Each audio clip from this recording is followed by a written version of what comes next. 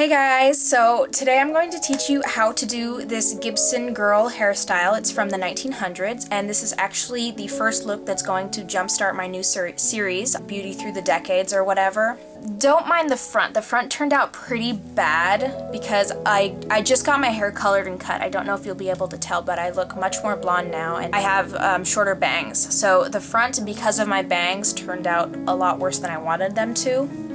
But the back is really nice. It's just a nice little poofy, style. And there's a little tiny bun on top, which should be bigger because way back in the 1900s, in the Edwardian era, or late Victorian era, early Edwardian era, they didn't cut their hair. The only reason that they'd cut their hair is for some kind of disease. Long hair was the best style ever, and curly hair was the best style ever. And if you had short, straight hair, you were the awkward one and the social outcast.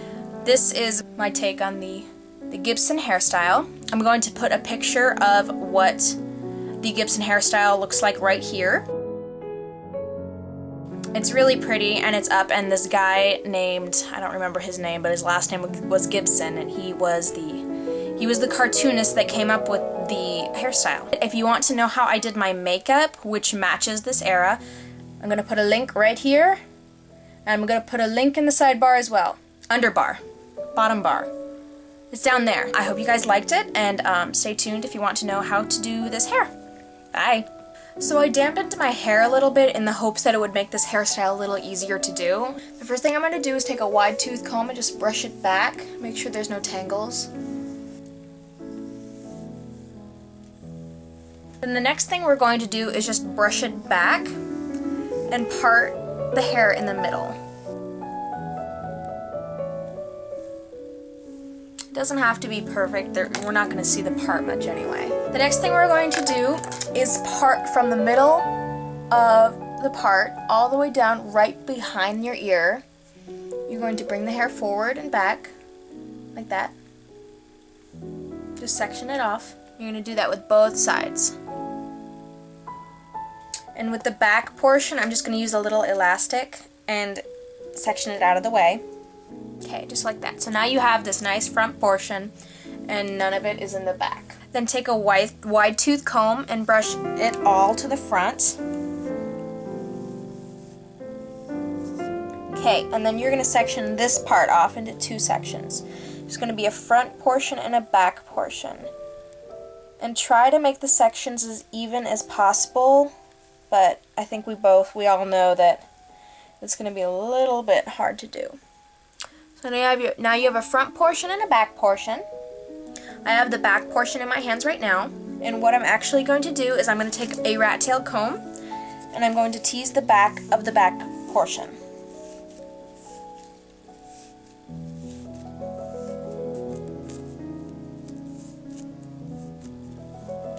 And now you're just going to drop the hair. Once you dropped the portion and it has been teased, you're going to take all of the front hair and bring it on top of your head like that.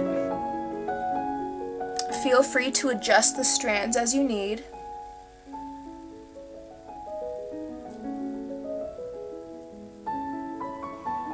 And I'm going to pin this little front portion to the top of my head with a couple of bobby pins.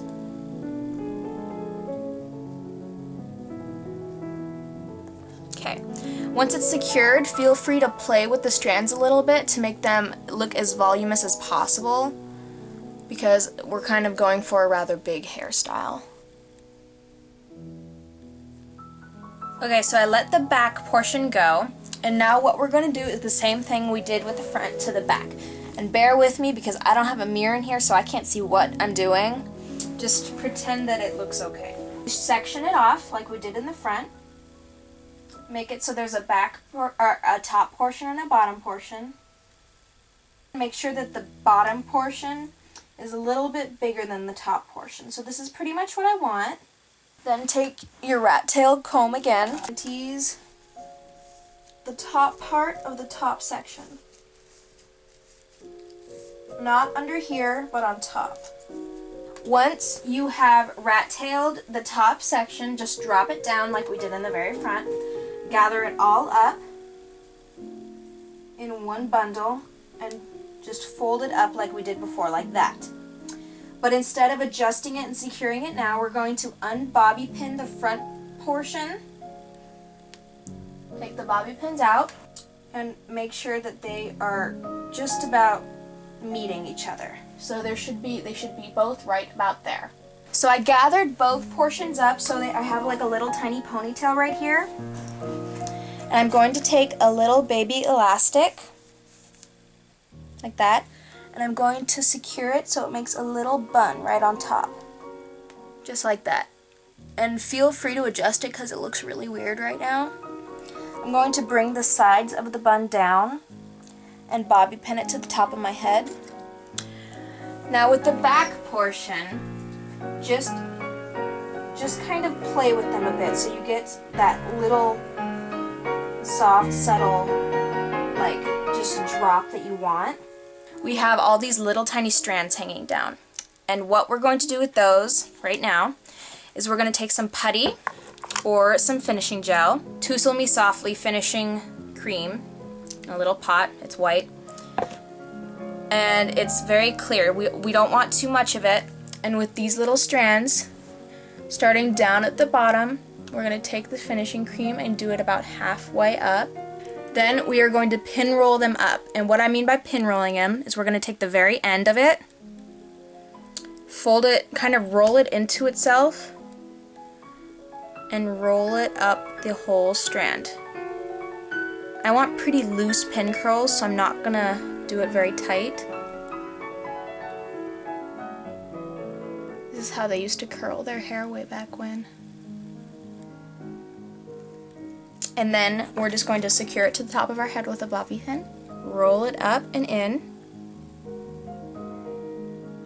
and bobby pin it down. For strands that are a little too short for pin curling, I'm going to take a hairspray. I'm going to use the Aussie High Hold, High Shine spray, and I'm just going to spray it on my hand, like that, and I'm just going to push it up and bobby pin it down to my hair.